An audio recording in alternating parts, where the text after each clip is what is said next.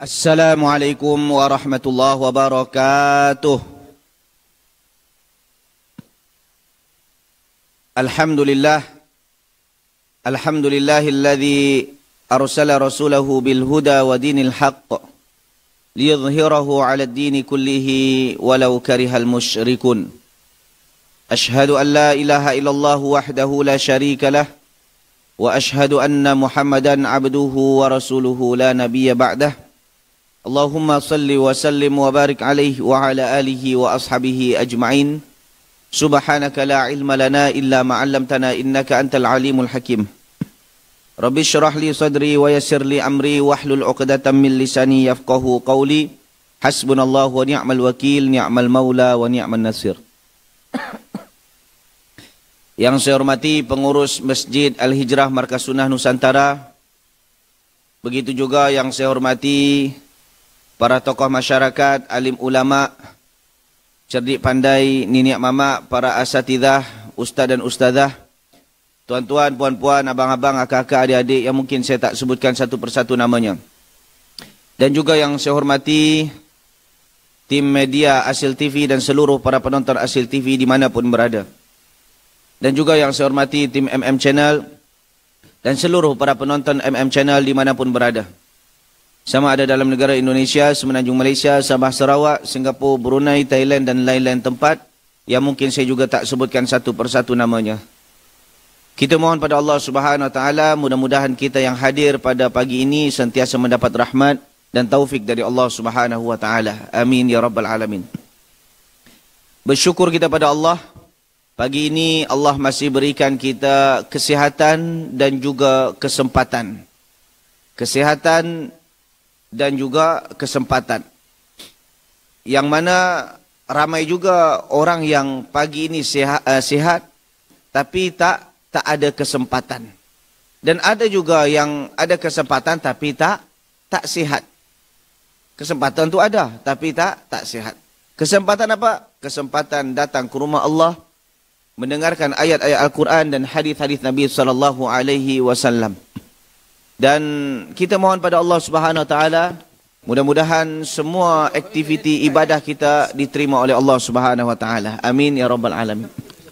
Salawat dan salam kepada Nabi kita Muhammad sallallahu alaihi wasallam dengan mengucapkan Allahumma salli ala Muhammad wa ala ali Muhammad. Jemaah dikasihi oleh Allah Subhanahu Wa Taala, sebab kajian ini bukan hanya muslimin tapi lebih teruntuk kepada muslimat. Maka mungkin muslimat lagi ramai daripada kita muslimin. Jadi saya mohon untuk ingatkan saja, untuk sekedar mengingatkan saja bagi para wanita yang di belakang sana yang masih pakai purdah atau pakai niqab, usahakan buka niqab tersebut.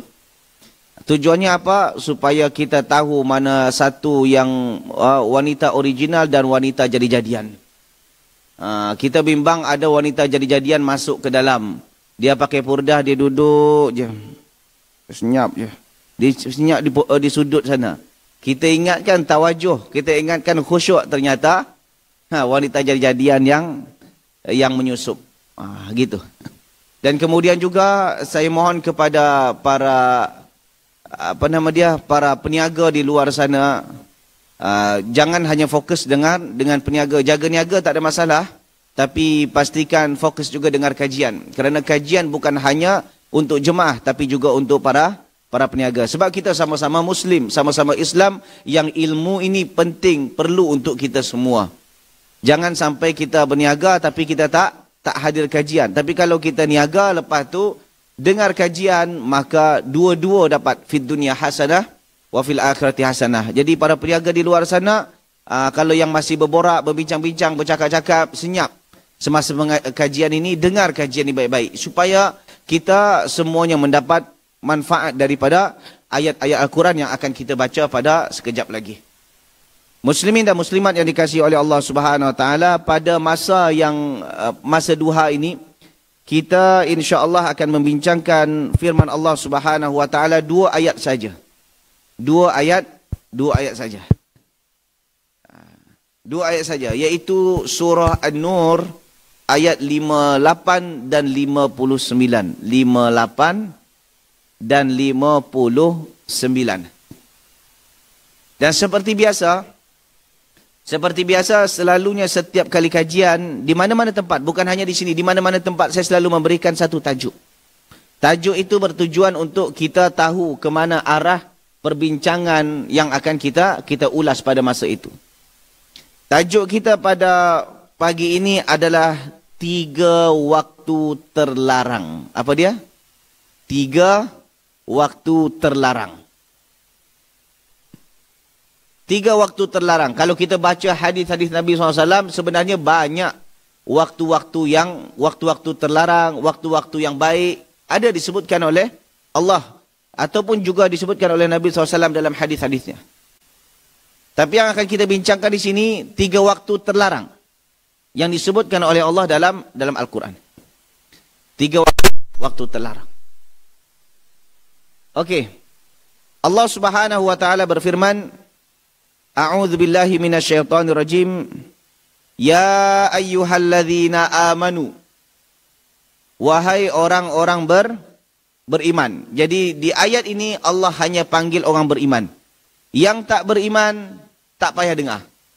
Yang rasa tak beriman tak ada kewajiban untuk mendengar. Kerana yang wajib mendengar itu adalah orang yang dipanggil. Orang yang dipanggil. Itu sebabnya jemaah, ada satu hadis yang disebutkan oleh Nabi SAW, Hakul muslim ala muslim khams. Hak seorang muslim kepada muslim yang lain ada 5. Maknanya kewajiban kita untuk buat yang 5 ni. Salah satunya apa? Ijabatud da'wah.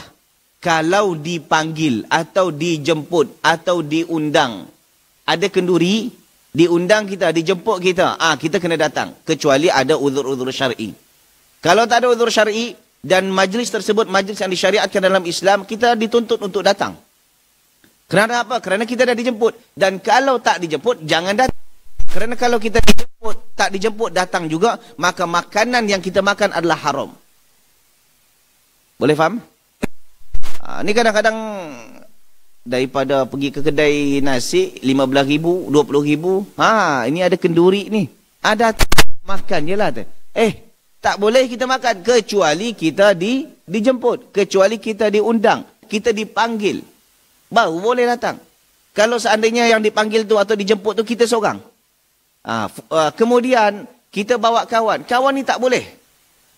Tak boleh. Kerana yang dijemput Fulan bin Fulan contoh. Itu ya, atau Fulan dan keluarga. Kalau seandainya itu keluarga, ya boleh. Tapi maksud yang kalau orang biasanya kalau jemput tu Fulan dan keluarga. Maksudnya apa? Si Fulan dengan isteri atau si Fulan dengan suami. Itu maksudnya. Bukan bermakna Fulan dan keluarga kemudian satu lori keluarga dibawa. Mak bapak dia, atuk nenek dia, kemudian cicit dia, kemudian sepupu sepapat dia dibawa semua. Ini melampau namanya ni. Urf yang apabila dalam surat jemputan tadi, Fulan dan keluarga. Kan biasa tulis macam tu kan? Fulan dan keluarga. Itu maksudnya apa? Dia dengan isteri. Atau dia dengan suami dan anak kandung dia yang masih di bawah jagaan dia. Itu urfnya. Oleh sebab itu sepupu, sepapat, sepertiga, tak boleh datang. Kecuali dia pun juga ikut dijemput. Dan apabila kita makan, maka kita memakan hak orang lain. Boleh faham? Ini dalam Islam. Dalam Islam, kita tak boleh datang kecuali dapat jemputan. Jangan hanya kerana nak makan, akhirnya kita makan sesuatu yang bukan hak kita. Ustaz, kalau kita dijemput lepas tu kita makan, tapi kita tak masukkan duit, tak ada masalah. Kerana tak ada akad kena datang, kena bagi duit. Kan ada juga kan sebahagian tempat atau segelintir tempat, yang mana dia buat kenduri, lepas tu letak tabung. Dia ada letak tabung. Yang nak masukkan duit, sila. Tak masukkan duit, tak ada apa. yang buat kenduri, yang buat majlis, jangan berkecil hati kalau orang tak masukkan. Sebab orang dijemput untuk hadir dan untuk makan, bukan untuk menyumbang. Cuma kita sebagai kaum muslimin yang kadang-kadang kena berfaham-faham lah sikit. Bagi, kan itu saja. Tapi bukan bermakna kena wajib ada kita bagi. Dan kalau tak bagi, tak berdosa. Kerana kita bukan untuk datang untuk membagi. Dan bahkan segelintir para ulama melarang meletakkan tabung sebenarnya. Alasannya apa? Ini adalah separuh daripada peminta-minta. Seperti meminta-minta letak tabung tu. Dia yang buat majlis, kemudian dia pula yang meminta-minta untuk orang menyumbang kepada dia. Cuma kalau ada kemampuan, seelok-eloknya tak payah untuk meletakkan tabung. Tapi kalau ada orang bagi, jangan ditolak. Sebab tak ada doa penolak rezeki. Yang ada doa penolak bala saja. Okey? Ini dipanggil, dijemput. Sekarang Allah panggil orang beriman. Yang Allah panggil orang beriman. So yang rasa tak beriman, tak dipanggil di sini. Oh Ustaz, saya tak beriman, saya kafir. Oh, tak dipanggil. So tak payah rasa sangat. Oh saya orang munafik Ustaz, saya orang fasik. Tak dipanggil, yang dipanggil hanya orang beriman. Kenapa Allah panggil orang beriman? Kerana sayangnya Allah kepada orang beriman. Allah tak nak orang beriman ni tergelincir ke dalam neraka. Dan semua amalan-amalan yang menyebabkan orang beriman masuk ke dalam neraka, Allah tak nak buat macam tu. Maka Allah selamatkan orang-orang beriman. Siapa yang beriman, apa saja amalan-amalan yang boleh menyebabkan mereka tergelincir ke dalam neraka, semuanya, dari yang kecil sampai yang besar, diingatkan oleh Allah Subhanahu Wa Taala. Cuma ada tak nak yang nak dengar, ada yang nak dengar dan ada yang tak nak dengar. Di sini Allah panggil. Ya ayyuhalladzina amanu, wahai orang beriman. Apa yang Allah perintahkan? Liyasta'dzinkumul ladzina malakat aymanukum walladzina lam yablughul huluma minkum thalatha marrat. Kata Allah Subhanahu wa taala, hendaklah mereka meminta izin kepada kamu, kepada kalian. Siapa yang minta izin? Malakat aymanukum, hamba-hamba kamu. Lelaki ataupun perempuan. Sekarang tak adalah hamba lagi. Sekarang dah tak ada hamba lagi. Okey, yang ni kita skip. Sebab sekarang ni, dia apa yang ada, kita cakap lah. Kalau yang tak ada, kita skip. Hamba tak ada lagi. Tetapi yang kedua ada. وَالَّذِينَ لَمْ يَبْلُغُ الْحُلُمَ مِنْكُمْ. Iaitu orang-orang kanak-kanak, anak-anak kita, atau anak orang lain, atau anak buah kita, atau kemenakan kita. Jadi di KL tu, kemenakan tu disebut anak buah. Di KL, kemenakan tu disebut anak buah. Kalau orang sebut anak buah, jangan ingatkan tu pekerja. Itu maksudnya kemenakan, anak saudara. Jadi anak saudara, apa lagi? Anak saudara kita, ataupun anak kandung kita, atau adik kita, atau sesiapa saja yang belum balik. Buat apa? Liyasta'dzinkum, untuk meminta izin kepada kalian dalam tiga perkara. 3 masa, 3 waktu. Apa yang diminta izin untuk apa? Minta izin jangan menjumpai, jangan masuk begitu saja. Kena minta izin dulu baru boleh masuk. Masuk apa? Masuk ke dalam rumah atau masuk ke dalam bilik. Boleh faham? Jangan ada orang, walaupun dia anak kita. Walaupun anak kita, jangan masuk ke dalam, sebenarnya ni ada asbabun nuzulnya jemaah. Di zaman dahulu, rumah-rumah orang tak ada, tingkapnya ni terbuka macam tu. Macam apa, Masjid Al-Hijrah ni. Terbuka, tak ada lansir, tak ada tirai. Ni di zaman dahulu tak ada tirai. Dan pintu-pintu mereka ni juga tak ada tirai. Dan orang tertiba je masuk. Dan perkara ini menyebabkan apa? Segelintir para sahabat merasa tak selesa dengan apa yang berlaku. Akhirnya diadukan kepada Nabi SAW dan Allah turunkan ayat ini. Alasannya apa? Alasan masih kecil. Tak apa, biarlah masuk. Tak boleh. Bila masuk waktu itu disebutkan oleh Allah Subhanahu wa taala min qabli salatil fajr. Sebelum solat fajar. Kalau solat fajar di sini jam berapa? Jam 5. Sebelumnya jam berapa kalau sebelumnya? Kalau sebelum fajar tu solat jam berapa tu? Jam 5 ke atas, maksud jam 5 ke bawah gitu, jam 4, 3, 2, begitu seterusnya. Wa hina tad'una thiyabakum minadh-dhahirah. Yang kedua, ketika waktu kamu melepaskan pakaianmu di waktu zahirah, waktu zuhur. Maksudnya apa? Waktu qailulah. Qailulah ini lebih kurang kalau di sini jam 11 sampai zuhur. Waktu apa dia? Masa qailulah ni jam berapa? Jam 11 kalau di sinilah. Di tempat-tempat lain kita tak tahulah, tempat lain kan macam-macam. Yang jelas lebih kurang 1 jam sebelum zuhur. 1 jam sebelum zuhur. Yang kemudian wa min ba'di salatil isya, dan selepas solat isya. Dan selepas solat isya. Sebenarnya kan ada dalam hadis pun ada juga perkara-perkara yang dilarang. Contoh dilarang solat. Kata Nabi SAW, kami ni kita kaum muslimin dilarang untuk apa? Untuk solat dan menguburkan jenazah kami bila di 3 waktu. Ketika matahari baru terbit, ketika hari zawal, maksud baru terbit, baru matahari baru naik, sampai betul-betul naik.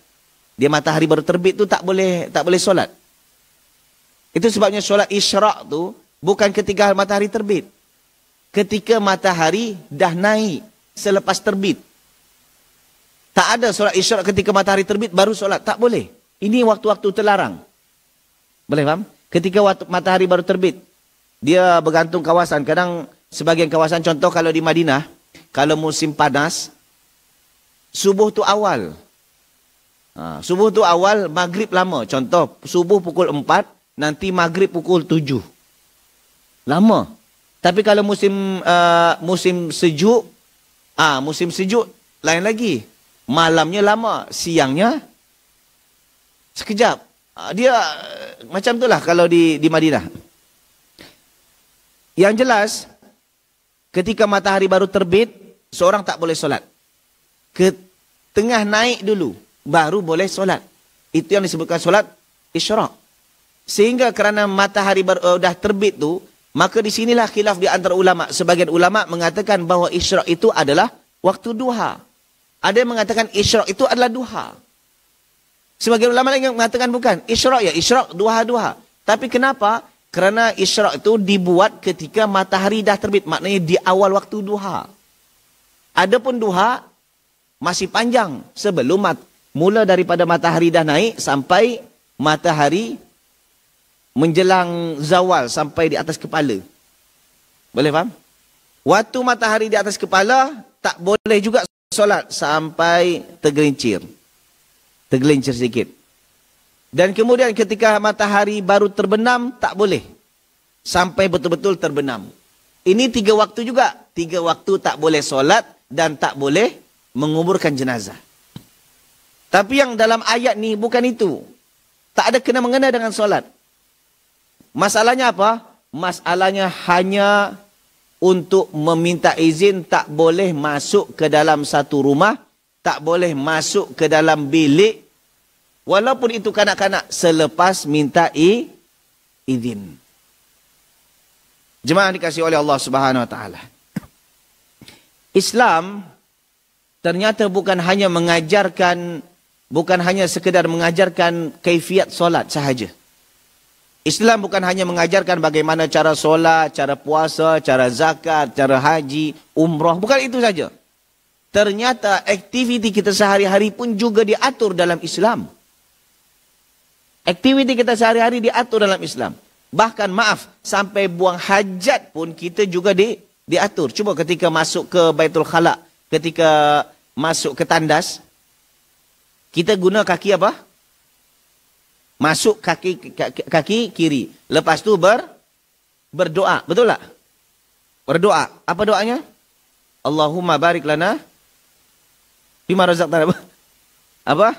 Allahumma inni a'udzubika minal khubuthi wal khaba'ith.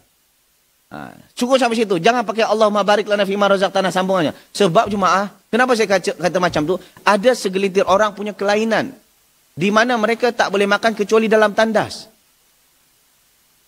Alah, ustaz mengada-ngada. Bukan mengada-ngada, saya sendiri tengok. Tak boleh makan. Saya katakan ini bukan manusia ni, syaitan ni tu lah. Kerasukan ni. Makan tak boleh. Kalau tak boleh di luar, dia makan tu kena minum, kena di dalam tandas. Pelik Dia kata ni, kalau seandainya contoh buang air berak, kalau dia berak, dia tak boleh berak kecuali minum kopi O. Jadi kopi O tu minum pleng. Ajib kata. Ternyata perkara ini dari tanah air dibawa sampai ke tanah haram. Dan saya tahunya ketika di tanah haram. Ketika kita cek apa namanya, ada keperluan pergi ke tandas, tengok kenapa banyak sangat gelas yang berisi apa namanya, kopi O sini. Ya biasa kita orang macam tu. Suami isteri jemaah. Suami isteri kena macam tu, berak kena minum kopi O. Dan bahkan bukan hanya minum kopi O, dia restoran tu dia bawa makanan diletak dalam tandas. Makan satu, lepas tu baru keluar plung teh. Makan satu, plung. Boy. Di sini belakang tu ada tak macam tu? Jangan sampai pula ada macam. Jadi ketika masuk ke dalam tandas, pakai dahulukan kaki kiri, baca doa Allahumma inni a'udzubika minal khubuthi wal khaba'ith. Ketika masuk tandas jangan berak dalam menghadap kiblat dan juga membelakangi kiblat. Jangan beristinja menggunakan tangan kanan. Padahal itu bukan bab ibadah pun. Itu buang hajat je, betul tak? Kan buang hajat bukan ibadah pun. Tapi yang itu pun juga diatur dalam Islam. Itu masalah buang hajat pun diatur dalam Islam. Begitu juga dalam bab muamalat hari-hari kita sesama jiran, sesama kawan, sama adik-beradik, sama anak, itu juga diatur dalam Islam. Oleh sebab itu tak dibenarkan orang kata sikit-sikit Islam, semua dikaitkan dengan agama. Orang yang cakap ni dua aja, orang jahil atau orang munafik.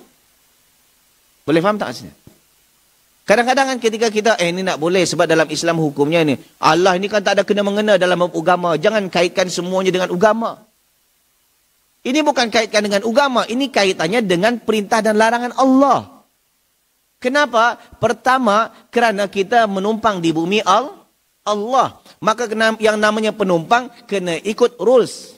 Aturan siapa? Aturan si owner. Kita tak ada hak kecuali kita yang punya. Kalau bumi ini kita yang punya, tak ada masalah. If'alu ma syi'tum. Buat suka hati. Tapi masalah bumi ini bukan kita yang punya. Bumi ini yang punya siapa? Allah. Ustaz, kalau macam tu tak payahlah kita duduk bumi. Duduk mana? Duduk bulan. Duduk bulan pun juga punya Allah. Nak duduk di planet lain juga punya Allah. Kalau macam tu tak payahlah alam dunia. Pindah je terus alam barzakh. Alam barzakh pun juga punya Allah. Alam akhirat juga punya Allah. Maliki yaumin din. Allah yang merajai hari kiamat. Oleh sebab itu ketika seseorang takut kepada Allah berbeza dengan takut kepada makhluk. Takut kepada makhluk kita lari. Takut kepada Allah kita tak boleh lari. Tapi kita lebih dekat. Kenapa? Kerana kalau takut kepada Allah lari dari Allah, kita nak lari ke mana? Semua tempat itu punya Allah. Maka kerana semua tempat punya Allah, kita kena ikut aturan Allah, bukan ikut aturan kita sendiri. Dan Allah Subhanahu wa taala memberikan aturan itu semuanya bukan untuk bagi kita susah, bukan. Yuridu bikumul yusra wala yuridu bikumul usr. Allah bukan nak yang susah untuk kalian, tapi Allah nak yang bagi senang untuk kalian. Allah ciptakan kita dan Allah tahu apa yang terbaik dan yang terburuk untuk kita. Dan segala yang terburuk untuk kita dah dilarang oleh Allah Subhanahu wa taala. Dan segala yang baik untuk kita dah diperintahkan oleh Allah Subhanahu Wa Taala. Dan itu bukti sayangnya Allah kepada kita. Cuma kerana kita tak sayang pada diri sendiri, akhirnya apa? Akhirnya kita zalimi diri sendiri. Kita buat pelanggaran. Kononnya dengan buat pelanggaran Allah rugi. Tak, Allah tak rugi. Itu yang disebutkan dalam surah Yunus. Innallaha la yadhlimun nasa syai'a walakinnan nasa anfusahum yadhlimun. Allah tak pernah menganiaya hamba-hambanya, tapi tapi hamba itulah yang menganiaya diri mereka sendiri. Jemaah dikasihi oleh Allah. Itu dalam masalah buang hajat. Begitu juga dengan masalah kita adik-beradik, dengan keluarga, hatta dengan anak sendiri. Ada adab-adab yang diajarkan oleh Allah. Ini Allah sendiri yang mengajarkan. Jarang-jarang jemaah, jarang-jarang ada perkara yang disebutkan secara kekal dalam Al-Quran. Betul tak? Cuba perhatikan, jemaah naik kereta. Ketika naik kereta tu, baca ini, baca itu. Ada tak disebut dalam Quran? Tak ada. Ya kan? Naik kenderaan. Kena baca ini, nanti turun kenderaan. Guna kaki ini, kena pakai ini. Ada tak? Tak ada. Tak ada aturan tu disebutkan dalam Al-Quran. Tapi kadang-kadang ada yang disebutkan dalam hadis. Namun ada something yang disebutkan oleh Allah direct dalam Al-Quran. Bermakna perkara ini adalah perkara yang very, very important. Yang tak boleh dipandang remeh. Dan di antaranya inilah. Antara hubungan orang tua dengan anak. Antara hubungan dengan orang tua dan anak. Sebenarnya, anak kecil kalau buat salah, anak yang belum balik buat salah, berdosa tak? Tak. Anak kecil kalau buat salah, tak berdosa. Dalilnya apa? Di dalam hadis Nabi SAW katakan, Rufi al-qalam an thalath. Diangkat pen dari 3 perkara. Dari 3 jenis orang. Yang pertama, anis sabi hatta yahtalim. Orang yang belum balik sampai dia balik. Baby sampai dia balik.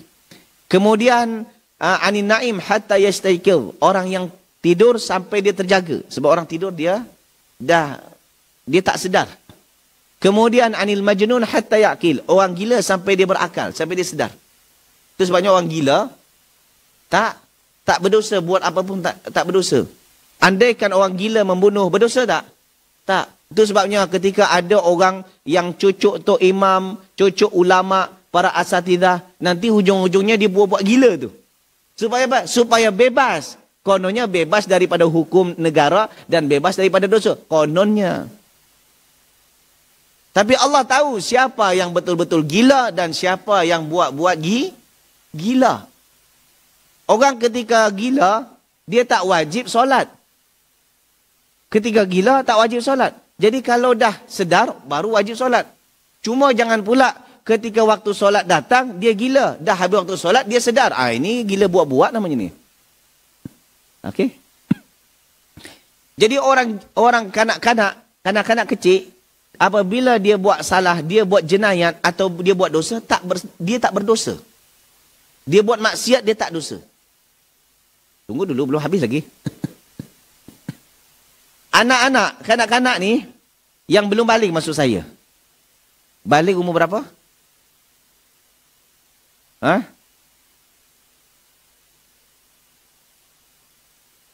Balik ni sebenarnya susah pula nak detect. Sebahagian tempat balik umur 10 tahun dah balik. Dia tak. Segelintir individu 12 baru balik. Namun ada juga segelintir individu yang 8 tahun dah balik. Ada juga segelintir individu 50 tahun tak balik-balik. Sebab apa? Sebab tak solat. Bermakna dia belum balik lah. 50 tahun tak balik-balik dia. 50 tahun tapi tak solat Jumaat. Saya rasa ni mungkin belum balik kot.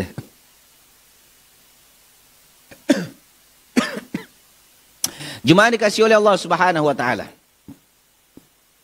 Jadi kalau anak kanak-kanak yang belum balik buat maksiat, tak berdosa. Buat jenayat, belum ada dihukum. Okey? Cuma apa? Cuma dosanya pindah kepada orang tua. Kita punya anak, buat maksiat, dosa pindah kepada orang tua. Kita anak, buat amal saleh, pahalanya pindah pada orang tua. Sebab dia tak ada pun, dia tak dosa pun. Tak dosa, pahalanya pindah kepada orang tua. Itu yang sebabnya dulu suatu ketika ada seorang wanita, dia datang kepada Nabi SAW untuk pergi haji. Nak pergi haji, lalu dia bawa kanak-kanak, bawa baby. Lepas tu dia tanya kepada Nabi SAW, ya Rasulullah, kalau aku bawa baby ni, ini hajinya sah tak? Kalau dia buat seperti biasa? Kata Nabi SAW, sah. Tapi pahalanya untuk orang tua. Ketika dahulu saya pernah bawa haji, anak saya masih kecil, baru setahun setengah gitulah. Setahun lebih kurang lah. Tak sampai 2 tahun lagi. Itu saya buat haji seperti biasa, mula daripada miqat, saya ajarkan dia niat, dia baca niat juga. Kemudian orang tawaf, dia tawaf juga. Orang mabit, dia mabit juga. Orang tahlul, dia tahlul juga. Tapi pahalanya untuk kita. Orang jamarat, melontar jamarat, jumrah tu, dia pun juga melontar juga. Dia ambil surah, ambil batu. Walaupun tak sampai. Tahu kan, lontarkan jauh. Dia macam ni kecil. Sampai situ ya. Tapi pahala tak dapat. Dan pahala itu siapa? Untuk orang tua. Maka bertuahlah orang tua yang punya anak saleh dan salihah. Kenapa? Kerana semua amal soleh dia itu semuanya ditransfer untuk mak bapak dia. Yang dosa pun sama juga. Dosa juga ditransfer untuk mak bapak dia. Kenapa? Jika orang tua tak mendidik si anak. Sebab kata Nabi SAW, kullukum ra'in wa kullukum mas'ulun ar-ra'iyati. Setiap kalian pemimpin dan setiap pemimpin akan ditanya atas apa yang dipimpin. Warrajulu ra'in fi ahli baiti wa huwa mas'ulun ar-ra'iyati. Seseorang lelaki menjadi pemimpin dalam rumah tangganya dan ia akan disoal oleh Allah Subhanahu wa taala atas apa yang dibuat oleh yang di bawah pimpinannya. Jadi seandainya seorang isteri mendedahkan aurat, maka suaminya ditanya oleh Allah. Isteri buat maksiat akan ditanya oleh Allah Subhanahu wa taala. Siapa yang ditanya? Isteri ditanya, suami juga ditanya. Kerana istrinya juga dah balik. Ada tak orang istrinya yang belum balik? Kalau istrinya belum balik, tu lainlah cerita kan. Tapi kalau isteri, biasanya kan isteri dah balik kan. Istrinya buat maksiat, dia ditanya oleh Allah, dia disoal oleh Allah, dan suami pun juga sama. Bukan main-main gitu je. Jadi kalau seandainya seorang isteri yang sampai mendedahkan aurat, yang sampai posting video terkinja-kinja atau terkinja-kinja, goyang-goyang, dia upload di TikTok, itu suaminya bertambah berat beban dia di hari kiamat. Maka peliklah seorang suami yang merasa bangga ketika punya isteri yang kaki TikTok, asyik sibuk menari-nari depan TikTok, terkinja-kinja depan TikTok. Ini suaminya lagi memberatkan diri sendiri. Begitu ketika anaknya buat maksiat, akan lari kepada bapaknya, akan ditanya oleh Allah Subhanahu wa taala. Berat jadi lelaki ni jemaah. Berat jadi lelaki. Itu sebabnya kadang ramai juga yang lelaki nak jadi pondan. Nak jadi perempuan, alasannya kerana dia berat. Tanggungjawab lelaki ni berat. Berat tanggungjawab. Belum lagi berat untuk berikan nafkah. Tambah lagi kalau sempat bininya berat. Berganda-ganda berat dia. Sudah berat tanggungjawab dan berat untuk bawa beban. Jadi jemaah dikasihi oleh Allah, ini tanggungjawab seorang suami. Tanggungjawab seorang suami. Tapi kalau seandainya suami dah, dan ini untuk keluarga dan untuk anak-anak juga dituntut siapa? Dituntut isteri. Isteri pun menjadi pemimpin untuk anak-anaknya. Si bapa menjadi pemimpin untuk keluarga dia, adapun si ibu menjadi pemimpin untuk anak-anaknya. Dan ia akan disoal oleh Allah Subhanahu wa taala. Ia akan disoal oleh Allah. Oleh sebab itu, apapun dalam Islam, yang menyebabkan anak kita tergelincir, itu dah diingatkan oleh Allah. Walaupun dia belum balik. Cuba contoh, saya katakan dalam hadis Nabi SAW, muru auladakum bis salah idza balagha sab'as sinin. Perintahkan anakmu solat kalau umur dia dah 7 tahun. 7 tahun belum balik lagi. Tapi juga diperintahkan untuk solat. Wadribuhum, pukul. Tapi bukan pukul pakai kayu besar ni, tapi sebat pakai rotan. Jangan pula kata Nabi pukul. Ambil kayu besar ni, buat macam ni, lepas tu cari pula yang berduri, sengaja yang berduri. Ini balas dendam namanya. Kerana orang tua yang ta'arif, dia apa?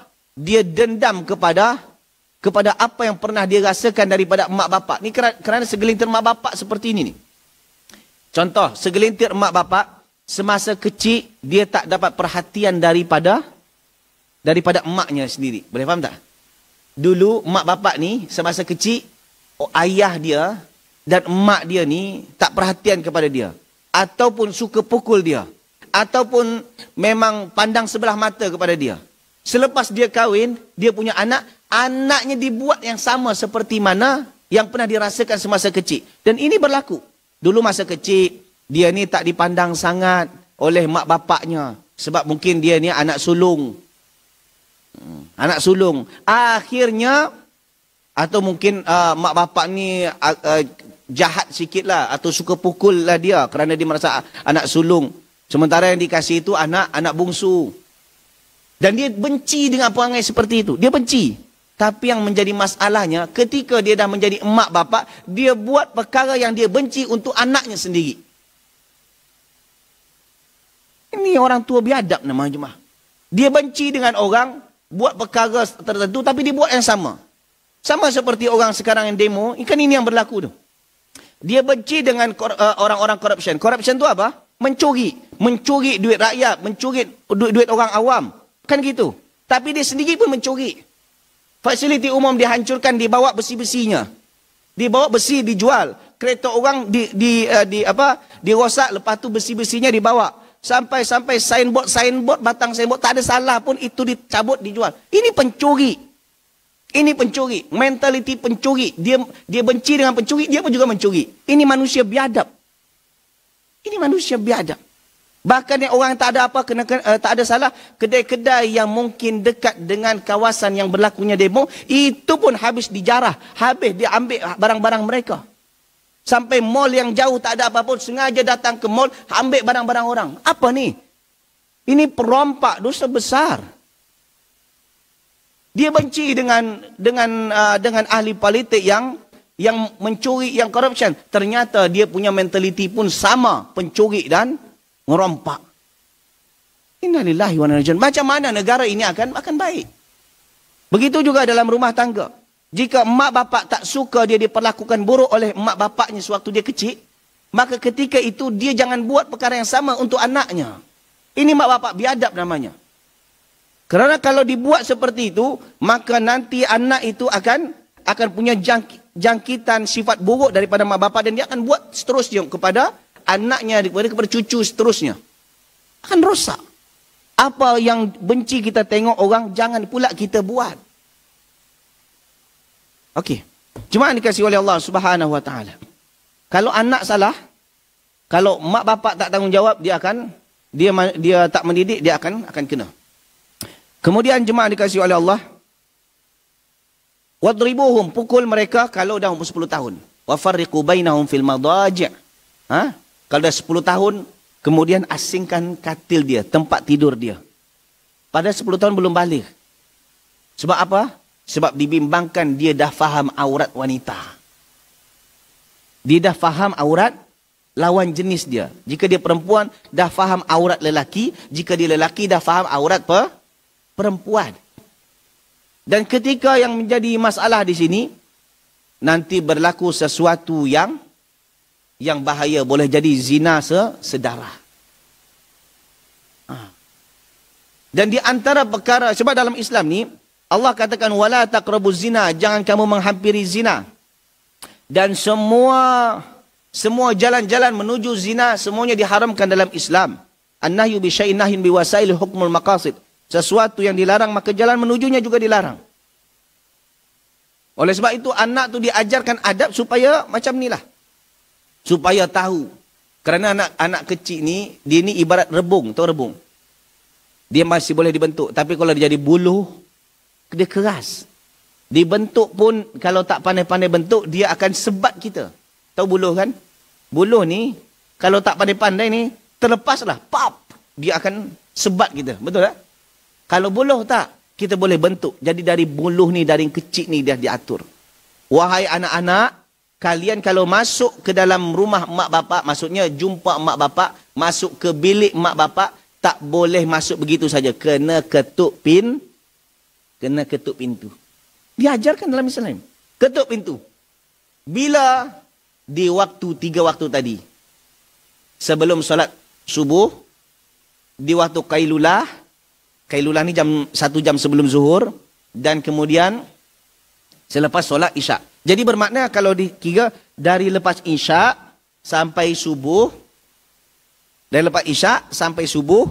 Kerana kan sebelum subuh tu kan sama juga malam kan. Berarti lepas isyak sampai subuh dengan waktu 1 jam sebelum apa? Sebelum zuhur. Kalau nak masuk ketuk, selebih daripada itu tak ada masalah.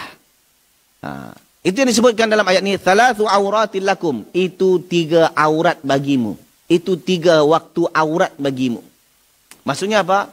Ketika itu manusia akan biasa terdedah auratnya.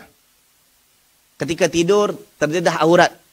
Bayangkan ketika emak tengah tidur, terdedah auratnya. Nampak oleh anak-anak masuk tengok emaknya terdedah aurat. Kan tak elok. Jadi kena minta izin dulu. Dari sini juga, tapi selebih daripada itu, laisa alaikum wala alaihim junahum ba'dahun. Lebih daripada waktu itu, tak ada masalah. Tak perlu minta izin pun. Contoh, sekarang ni, waktu duha ni. Anak tu masuk. Tak ada masalah, tak berdosa. Sebab apa? Tawafuna alaikum ba'dukum ala ba'd. Kerana di antara kalian, saling suka keluar masuk. Suka berjumpa di waktu-waktu selain daripada 3 waktu tadi, maka tak ada masalah. Kerana kalian pun saling memerlukan. Anak memerlukan mak bapak dan mak bapak memerlukan anak. Dan tak perlu minta izin selain daripada waktu itu. Jadi jemaah dikasihi oleh Allah Subhanahu wa taala. Dari sini kita juga faham jemaah, bagi emak bapak jangan pakai pakaian yang seksi melampau di hadapan anak walaupun anak tu belum balik. Tahu seksi melampau? Ini bagi ada pula seksi melampau, ada seksi tak melampau kan? Ada seksi melampau, seksi dekat separuh bugil.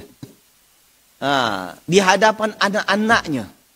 Dia hanya boleh di depan suaminya saja. Di depan anak-anaknya walaupun anak tu belum balik, tak boleh. Kerana apa? Kerana ini adalah peluang-peluang celah-celah syaitan untuk menggelincirkan anak cucu Adam. Kadang anak-anak tu walaupun belum balik, dia dah faham aurat wanita. Atau boleh jadi dia belum balik, dia dah faham aurat lelaki. Bayangkan kalau seandainya ini bapaknya pergi keluar rumah, lepas tu pakai buka baju, pakai seluar pendek, lepas tu di atas lutut. Ketat pula tu. Nampak oleh anak perempuan dia. Kan bahaya. Tak boleh. Jadi mendedahkan aurat di hadapan anak pun juga tak boleh. Mendedahkan aurat di hadapan anak, aurat-aurat yang sensitif maksudnya. Aurat-aurat sensitif tak boleh. Tapi kalau aurat-aurat yang tak sensitif seperti ini, kalau bagi perempuan, leher ke atas, ini tak ada masalah. Tangan ke bawah, siku ke bawah, tak ada masalah. Tapi kalau dah sampai perut, sampai dada, ini lain. Ini aurat-aurat, had-had yang sensitif. Aurat yang sensitif tak dibenarkan untuk menampakkan kepada anak walaupun anak tu belum balik. Belum balik. Dan kemudian juga jemaah dikasihi oleh Allah, Allah katakan apa? Laisa alaikum wala alaihim junahum ba'dun. Selain pada 3 waktu tu tak ada masalah. Tak ada masalah. Tak ada masalah. Kerana apa? Kerana kalian saling selalu berjumpa, keluar masuk, berjumpa dan saling memerlukan. Jadi si orang tua memerlukan anak dan anak juga memerlukan orang tua. Itu juga di dalam Islam jemaah, tak boleh bagi orang tua yang pilih kasih dengan anak. Kerana orang tua perlu anak dan anak juga perlu orang tua. Betul tak? Kerana ada segelintir kaum muslimin dah mengaji, kalau tak mengaji okey, dah mengaji. Tapi dengan anak tu pilih kasih. Dengan anak pilih kasih. Tengok dulu. Anak ni macam mana? Anak ni smart ke bodoh? Kalau anak ni smart, okey, selalu di-up. Selalu dibanggakan. Bagi anak bodoh, baru bercakap, engkau tak tahu apa, senyap je, senyap. Tapi ketika anak tu yang smart, apa nak? Kemudian kalau anak yang smart, yang beautiful, yang handsome, nak something, dia request something, nak apa nak? Okey, esok mak belikan. Esok bapa belikan. Tapi kalau anak tu yang mungkin tak smart, kemudian tak juga handsome, tak juga cantik, minta tu, Allah yang lama je lah pakai. Ya kan? Dan kalau dia dah besar, tengok anak yang dah besar ni, siapa anak yang dah besar tu. Kemudian kerja di sekolah di tempat yang Masya Allah. Kemudian dapat bekerja yang luar biasa, yang gajinya besar. Bahkan jadi sampai CEO, jadi bos ini, bos itu. Kalau datang balik rumah, welcome. Welcome my son. Dia datang, bahkan belum datang pun, dia dah siap. Bila datang esok, mak dah siap pergi ke pasar, masak-masak. Abah pun macam tu juga, siapkan semua. Jiran yang tak tanya pun tanya, anak aku tu yang jadi CEO, jadi bos di sana, dia balik kampung esok. Orang tak tanya pun dia bagi tahu. Tapi kalau seandainya ada anak yang mungkin kerjanya kais pagi, makan pagi, kais petang, makan petang, datang balik kampung, kau balik juga. Susah kau balik. Seolah-olah keberadaannya tak diharapkan oleh mak bapak dia. Kita tak tahu jemaah. Kita tak tahu siapa yang lebih berbakti. Bahkan kadang bukan anak saja. Kadang-kadang dengan cucu-cucu pun juga terlibat. Jika cucu itu berasal daripada anaknya yang kaya. Apa nak apa? Okey, tak nak makan ini. Mak, apa yang opa nak buat? Nenek nak buat apa? Okey, nenek masakkan. Malam-malam masakkan juga. Tapi ketika ada cucunya daripada anak yang miskin, alah makan aja lah nasi sejuk. Tak apa. Mana boleh makannya. Bahkan nasi tu kadang-kadang dah keras, dah macam kerak je mah. Makan aja lah. Yang penting orang tak ada makan di situ. Dengan cucu yang dari keluarga miskin, dia buat perlakuan macam tu. Tapi dengan cucu yang daripada anak yang kaya, apa? Jaga kesihatan. Tak boleh buat ini. Kita tak tahu siapa anak yang berbakti di masa yang akan datang. Boleh jadi anak yang dibanggakan selama ini. Ketika mak bapaknya meninggal, apa dia? Dia hanya boleh telefon dari jauh. Berapa kurang duit? Aku kirim. Aku tak boleh cancel sebab aku dah booking flight untuk pergi ke Eropah. Ke Europe. Nak pergi apa? Dah nak bawa bini aku. Padahal mak bapaknya sakit. Kadang anaknya yang dipandang sebelah mata, itu yang setia menguruskan mak bapaknya ketika sakit. Dan bahkan ketika mak bapaknya meninggal, dia yang mandikan, dia uruskan jenazah. Bahkan dia yang turun ke liang lahat. Kita tak tahu anak siapa yang lebih berbakti. Oleh sebab itu, pilih kasih di antara anak perbuatan yang dicela dan dibenci oleh Nabi SAW. Ada salah seorang sahabat yang bernama Nu'man bin Bashir. Nu'man ini di antara anak kesayangan si Bashir. Jadi suatu ketika dia memberikan, Bashir ini ayahnya memberikan hadiah kepada Nu'man. Lalu dipersaksikan dia datang kepada Nabi untuk sebagai saksi kalau hadiah ini memang untuk si fulan, untuk si Nu'man. Maka Nabi SAW bertanya, alaka waladun siwa hadha ya Bashir? Wahai Bashir, engkau punya anak tak selain daripada Nu'man? Naam, aku punya anak. Awahabta lahu mithla hadha? Engkau bagi tak sama dengan apa yang kau bagi kepada si Nu'man? Dia katakan, la, dia je. Fala tushhidni idzan fa inni la ashhadu ala jawr. Oleh kerana itu, kau jangan jadikan aku sebagai saksi atas perbuatanmu yang tak adil ini. Nabi tak suka. Ya Bashir, kau suka tak kalau seandainya anak-anak engkau ni, kalau ada 5 orang berbakti kepada engkau? Dia katakan, ya suka ya Rasulullah. Maka anak itu pun juga suka kasih sayang mak bapaknya terbagi sama di antara mereka. Jemaah dikasihi oleh Allah. Dan ini banyak dalam kitab-kitab Sahih Bukhari, Sahih Muslim. Ada cerita seperti ini. Dalam kitab Riyadhus Shalihin pun ada cerita seperti ini. Hadis ini. Tentang Nu'man bin Bashir.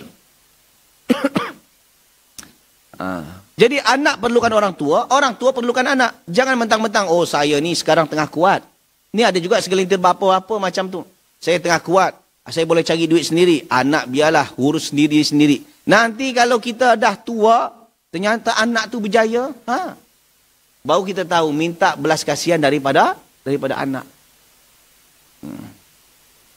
Ini adalah mengajarkan, ini adalah ajaran yang Allah tetapkan. Kadzalika yubayyinullahu lakumul ayat wallahu alimun hakim.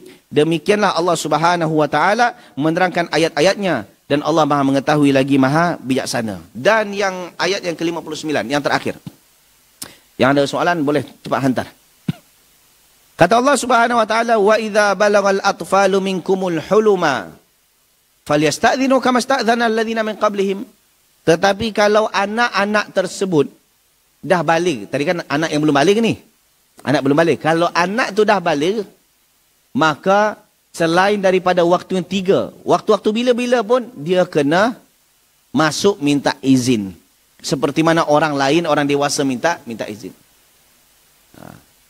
Contoh, dalam bilik kita, anak kita, dia dah balik. Tak boleh main, buka masuk gitu ya.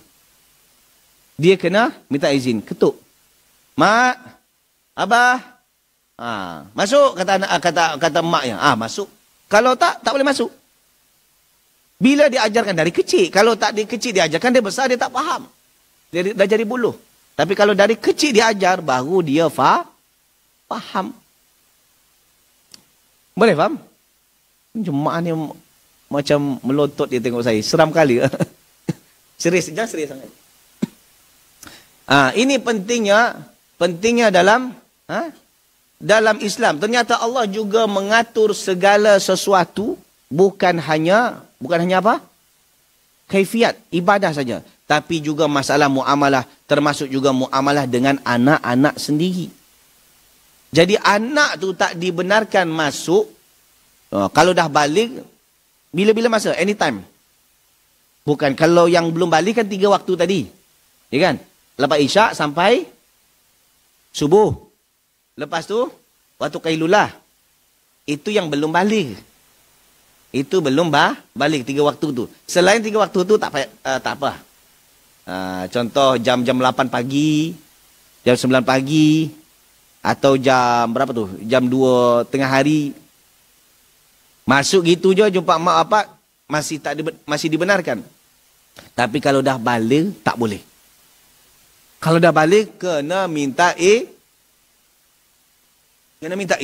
Tak boleh main-main gitu je. Tak boleh main masuk-masuk gitu je. Kena falyasta'dhinu kama sta'dhana alladhina min qablihim. Maka hendaklah mereka meminta izin seperti mana orang dewasa lain minta izin. Kadzalika yubayyinullahu lakum ayatih. Demikianlah ayat-ayat Allah. Allah terangkan. Ayat-ayat Allah yang Allah sendiri terangkan. Untuk siapa? Untuk kalian, untuk hamba-hambanya. Jarang-jarang Allah terangkan, ini Allah terangkan. Dan ini 2 kali. Di ayat sebelumnya, kadzalika yubayyinullahu lakumul ayat. Tengok, di ayat 58 sama, maksudnya sama. Kadzalika yubayyinullahu lakumul ayat. Ya kan? Wallahu alimun hakim. Sementara di ayat yang ke-59, kadzalika yubayyinullahu lakum ayati. Maknanya sama. Walaupun bunyi bunyi ayatnya lain, tapi maknanya sama. Allah terangkan 2 kali Allah sebut. Demikianlah Allah terangkan untuk kalian ayat-ayatnya. Wallahu alimun hakim. Dan Allah Maha mengetahui lagi Maha bijaksana. Mengetahui apa yang dibuat oleh hamba-hambanya. Allah tahu. Allah tahu apa yang dibuat oleh hamba-hambanya. Yang baik ataupun yang tak baik. Yang sengaja maupun tak sengaja. Allah tahu. Dan Allah juga Maha bijaksana. Kalau seandainya orang itu buat kerana tersilap atau kerana terlupa, Allah tak hukum. Biasalah kullu bani Adam khata'. setiap anak Adam bersalah. La yakhluqul insan minal khata'. Manusia tak lepas daripada kesalahan. Tapi selain dan siapa yang buat dengan sengaja, maka dialah yang akan dihukum oleh Allah Subhanahu wa taala. Allahu taala a'lam bissawab. Jadi apa anu dia? Inti poin daripada kajian kita? Ingat tak? 3 waktu terlarang. Terlarang apa?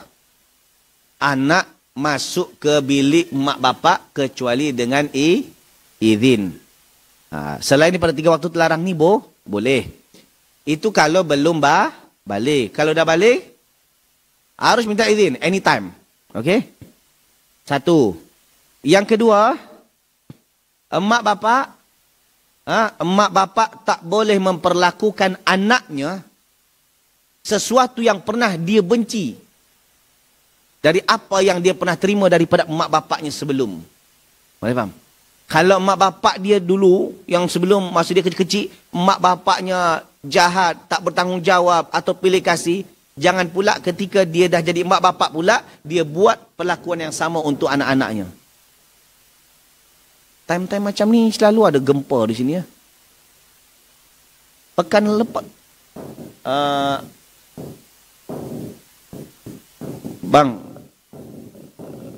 Bang Zerik, tolong ingatkan orang tu. Jangan time-time dengar kalau tengah kajian, tolong stop sekejap.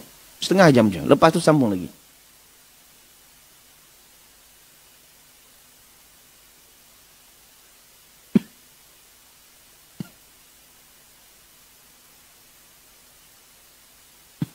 Yang kedua, yang ketiga, jangan pilih kasih di antara anak. Tak boleh pilih kasih, tak boleh.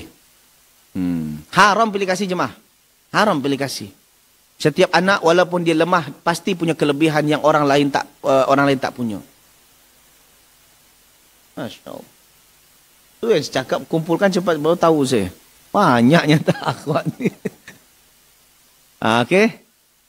Dah saya jawab je direct je mah. Banyaknya. Oh di sini ada sesuai. Oh cantiknya perempuan ni. Sesuai tema. Di luar tema. Dibagi je mah. Luar biasa.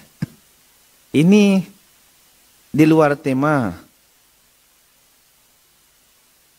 Di luar tema. Mana yang lebih banyak di luar tema? Ternyata di luar tema lagi banyak. Itu sebabnya setiap kajian soal jawab, itu lebih saya fokuskan. Sebab apa? Kerana setiap kita ni punya problem lain-lain. Kadang tema yang disampaikan oleh ustaz, itu tak sama dengan apa yang kita alami. Jadi ketika kita nak datang ke majlis ilmu supaya masalah problem kita settle, kan itu. Itulah ada soal jawab. Dan kadang soalan kita, itu kadang mewakili kawan kita. Itu juga. Dan apabila orang dapat ilmu asbab kita, maka kita pun juga dapat pahala. Okey, sekarang kita jawab yang dengan sesuai tema dulu. Satu-satu kita.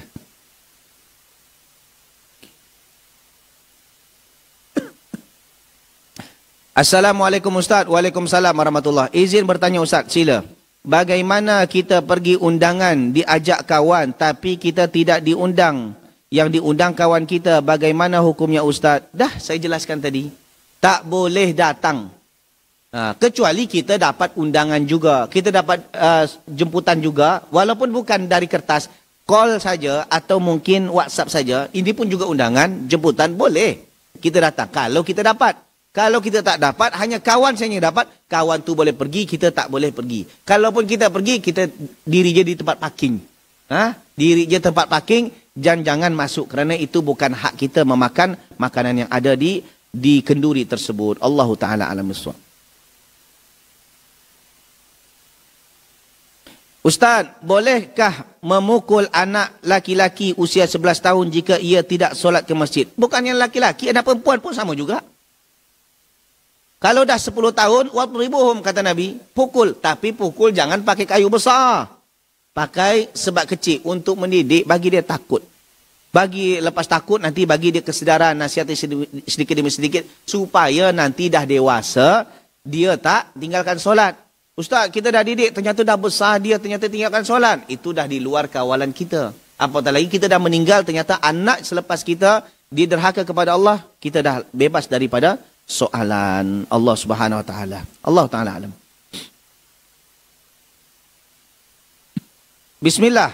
Ustaz, bila seorang koma, apakah harus tetap solat? Macam mana orang koma solat?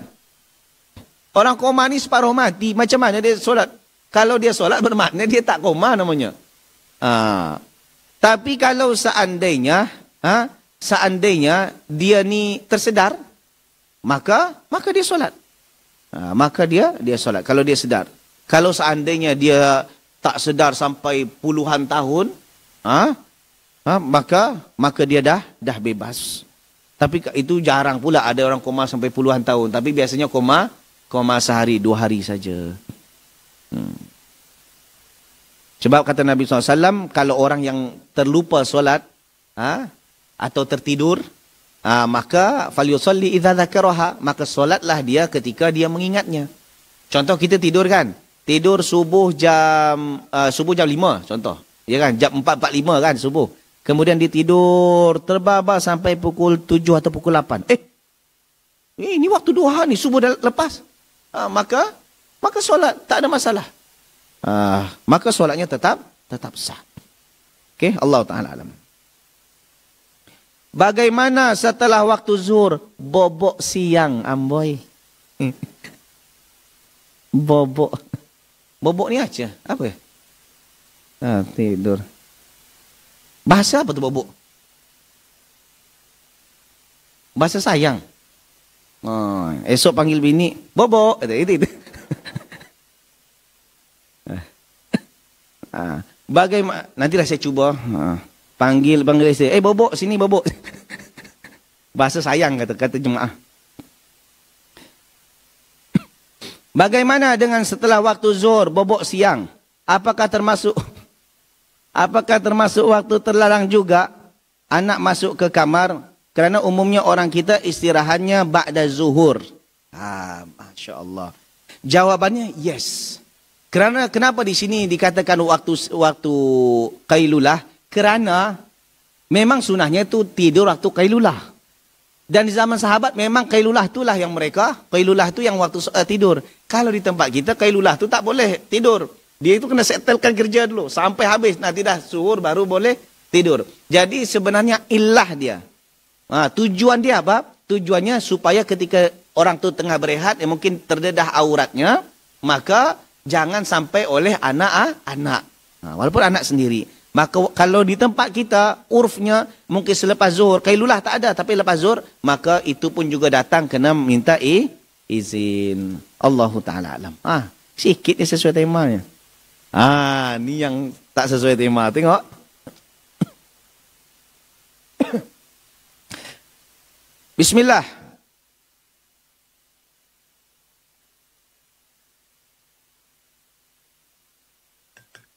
Ini airnya pahit sikit. Rasa ada racun ke tak? Risau pula. Lepas kajian nampak tak sedar lagi ni. Dia cakap kopi pahit tak? Kopi pahit. Tapi kopi pahit putih je nampak. Kopi pahit bening. Bismillah. Assalamualaikum Ustaz. Waalaikumsalam warahmatullahi. Izin bertanya. Ketika kita sedang berwuduk, terus kita kentut sebelum selesai. Apa kita perlu mengulang wuduk kita dari awal? Yes. Jangan pula disambung. Basuh muka, basuh tangan, lepas tu basuh kaki. Kentut, trin, kaki je sambung. Bukan. Ulang dari awal. Okey. Kecuali tawaf. Kalau tawaf, kita contoh, tawaf tu ada 7 pusingan. 1, 2. Terbatal. Wuduk, sambung aja berapa tinggal? Tinggal 4. 4 sambung. Tak perlu diulang dari awal. Itu tawaf. Kalau kentut lain. Jangan pula berkira pula air. Okey. Allah Ta'ala alam.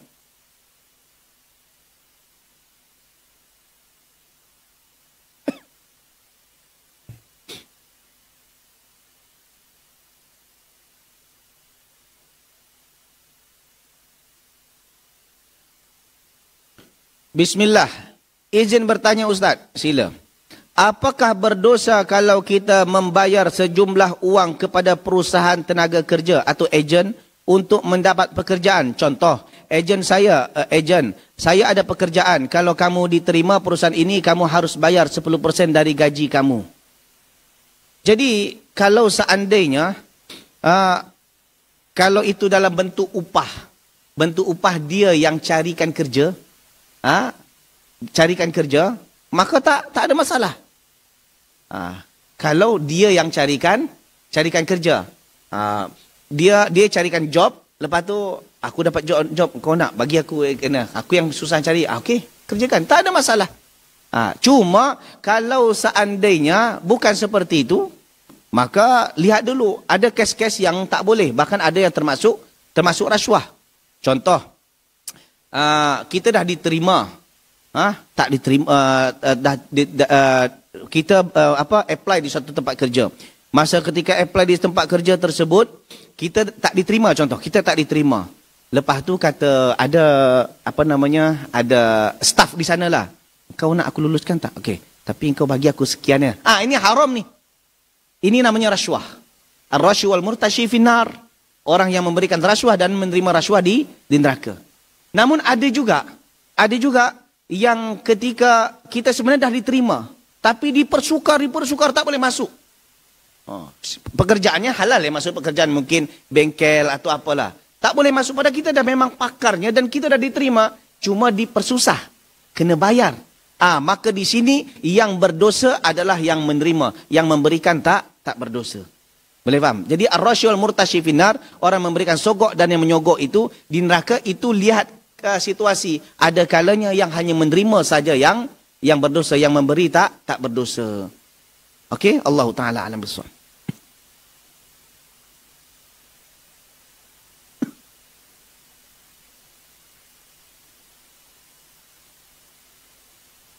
Izin bertanya Ustaz, sila. Jika kita lupa solat asar dan ingatnya ketika udah masuk waktu dilarang solat, apakah kita langsung solat atau diqadok setelah maghrib di waktu asar hari berikutnya?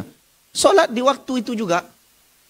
Bila kata Nabi SAW, falyusalli idza takaraha, hendaklah dia solat ketika dia mengingatnya. Bila ingatnya? Ketika itu. Tak perlu ditunda nanti lepas maghrib ke, lepas isyak ke, qadok atau esoknya, tak perlu. Contoh tadi asar terlepas, nanti ingatnya bangun pukul dekat-dekat pukul 6 atau pukul 6 5 menit. 6 5 menit. Ini kan sebenarnya waktu-waktu tak boleh ni. Matahari dah dekat gelincir kan, tak boleh. Tapi kalau kita tertidur, tak apa, solat idza dzakaraha, ketika mengingatnya. Allah Taala alam.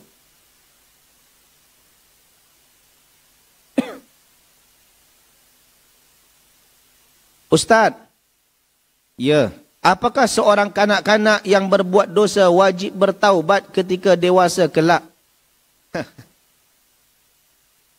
Bertaubat, sebenarnya ketika seorang tu salah dia kena bertaubat. Jangan tunggu dewasa dulu.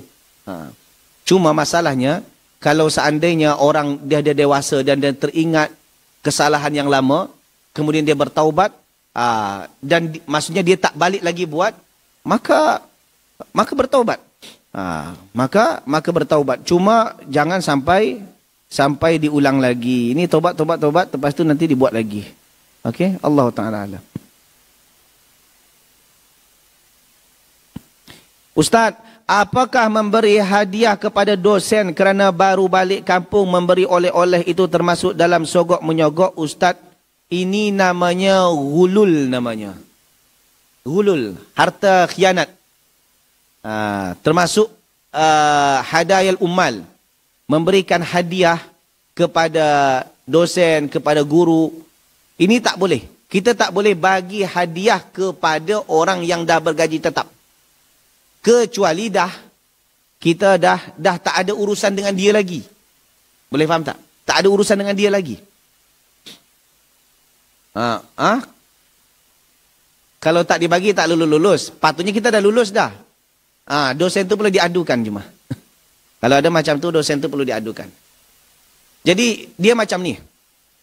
Tak boleh memberikan hadiah dan juga menerima hadiah bagi orang, contoh orang tu dah dapat gaji tetap, dia tak boleh menerima hadiah daripada klien dia atau customer dia. Dia dapat gaji tetap. Dari atasan dia dapat gaji tetap.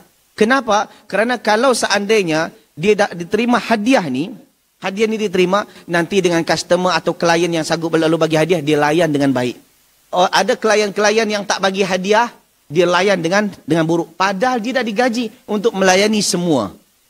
Begitu juga dengan dosen, dengan guru. Dia dah dapat gaji dari atas untuk melayan semua pelajar. Tapi yang menjadi masalah, ini parents daripada pelajar ni selalu bagi hadiah. Maka dilayan dengan baik, dibagi nilai tinggi. Sementara yang parents yang tak pernah bagi ni, ini mak bapaknya kedekut, dibagi nilai rendah. Kemudian tak layan dengan baik. Padahal dia dah digaji untuk melayani semua. Maka ini adalah perbuatan yang tak dibenarkan dalam Islam. Kecuali kalau dah lepas, tak ada kena-mengena. Tak ada kena-mengena dengan sekolah. Tak ada ikatan dengan sekolah, maka tak ada masalah. Okey, Allah Ta'ala alam.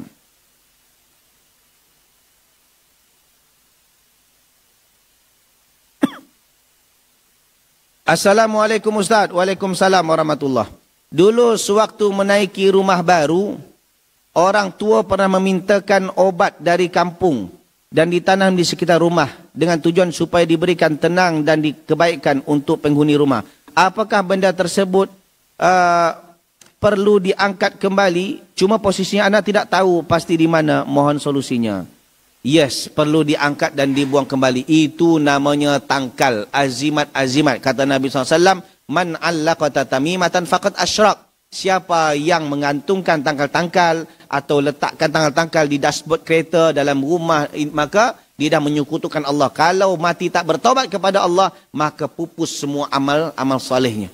Dan ia akan diharamkan masuk ke dalam surga. Cuma kalau tak tahu tempat mana yang mak saya letak di mana, sebab rumah pun dah besar, tak tahu lagi, la yukallifullahu nafsan illa wus'aha. Allah tak memberikan beban kepada hamba kecuali semampunya, dan tak perlu bersusah payah sampai kopek semua rumah, tak perlu, biarkan saja. Yang penting jangan diyakini ia boleh memberikan manfaat dan mudarat. Allah Ta'ala alam. Masih boleh lagi? Dah habis? Dah habis ya? Masih banyak yang atas soalan. Sikit lagi ya.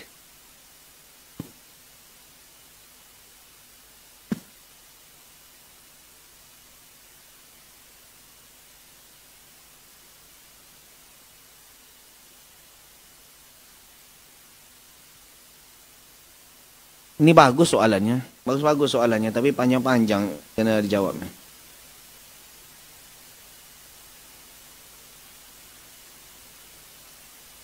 Assalamualaikum Ustaz. Waalaikumsalam. Mau tanya. Sila. Apakah harta warisan boleh untuk umrah satu keluarga? Syukran.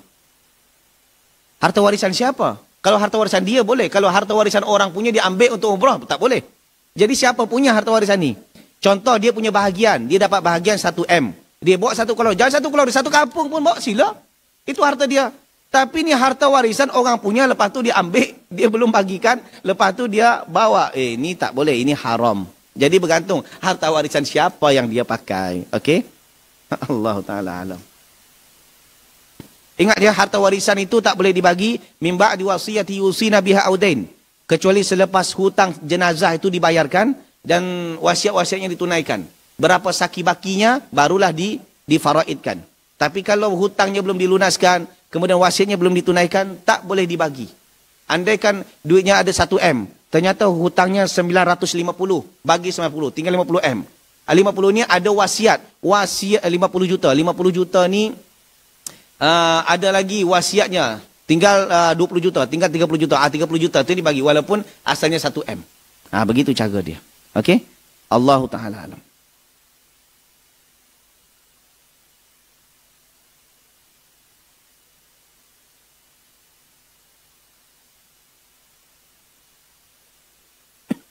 Assalamualaikum Ustaz. Waalaikumsalam warahmatullahi. Izin bertanya Ustaz, sila. Bagaimana hukumnya kalau kita bersedekah pada anak yatim atau pada yang lainnya, bilangkan minta doanya atas kesembuhan atau dimurahkan rezeki pada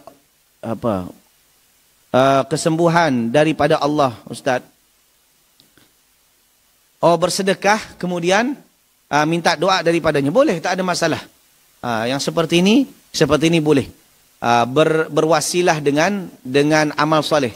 Kita minta tolong doakan saya. Kemudian bersedekah kepada dia. Boleh. Tapi kalau sampai minta doa untuk berapa orang? 2 orang. Kedua orang kena 100. Berapa orang? 3 orang. 3 orang kena 50. Alah, diskon lah. Jangan macam ni. Kalau ada macam tak payah minta doa pada dia. Kalau ada tawar-menawar lah. Tapi kalau dibagi sedekah, kita terima. Tak ada masalah. Kerana di antara kita tak tahu doa siapa yang Allah terima. Boleh jadi doa daripada orang. Boleh jadi jazakallahu khairan. Semoga Allah bagi kebaikan. Membalas kebaikan kamu dengan yang lebih baik. Allah bagi yang terbaik dengan macam-macam. Boleh jadi dengan kesihatan. Maka ini dibolehkan. Allah Ta'ala alam.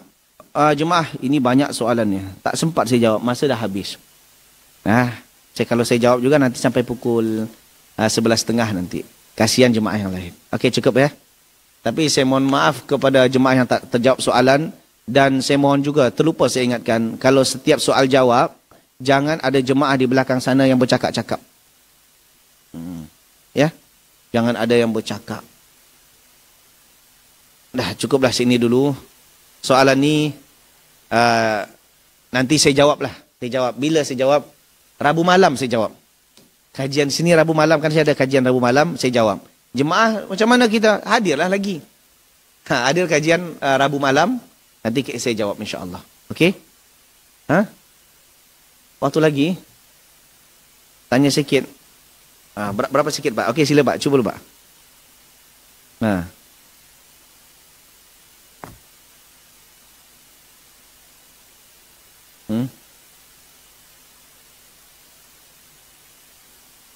Okey.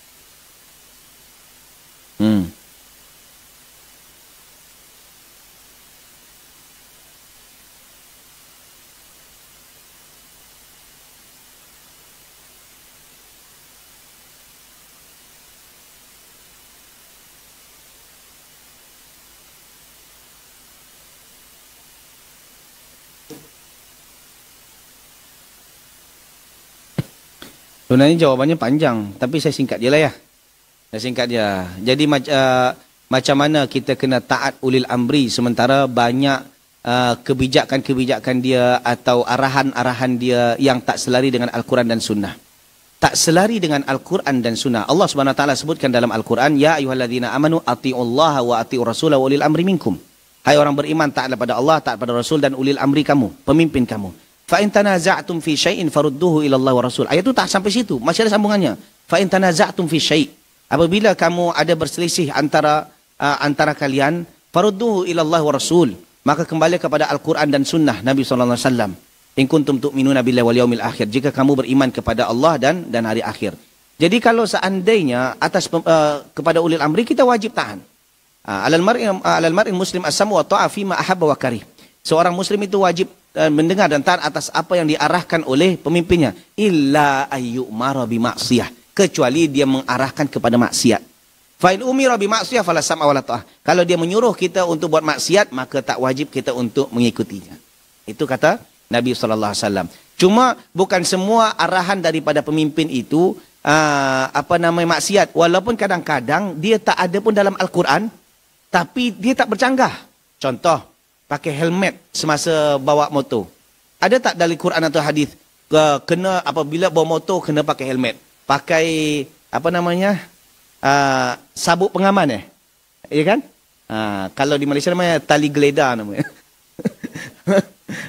Kalau tali geledah. Kalau net Air Asia tu tahu ni, pakaikan tali geledah. Maksudnya apa? Pakaikan ni. Kalau pakai ini kan tak ada dalam Quran dan Sunnah, tak ada pun. Cuma perintah ini tak bercanggah dengan Al-Quran dan Sunnah. Dan ini untuk maslahat kebaikan kita. Maka ini kena juga ditaati. Wah, wah, panjang cerita ni. Itu saya katakan, kalau saya tahu panjang macam ni, bagus saya jawab ni semua. Kalau cerita masuk ke cukai, itu dah panjang kajian saya. Tengoklah di IG saya, TikTok saya tu banyak dah.